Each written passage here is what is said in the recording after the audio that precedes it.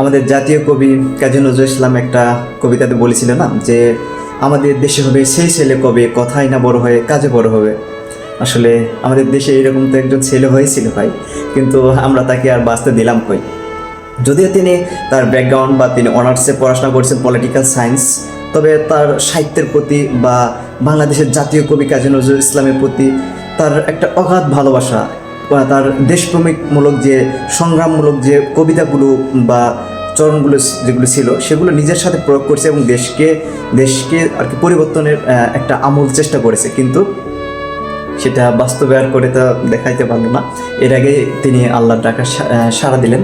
তো যাই হোক, তিনি কবি কাজী নজরুল ইসলামের যে সংগ্রামমূলক বা দেশপ্রেমিকমূলক যে সাম্যের যে কবিতাগুলো বা চরণগুলো সেগুলো নিজের সাথে প্রয়োগ করতে চেষ্টা করছে এবং দেশ পরিবর্তনের আমূল একটা চেষ্টা করছে এবং যে তার বিদ্রোহ সেটা আর কি প্রকাশ করার চেষ্টা করছে।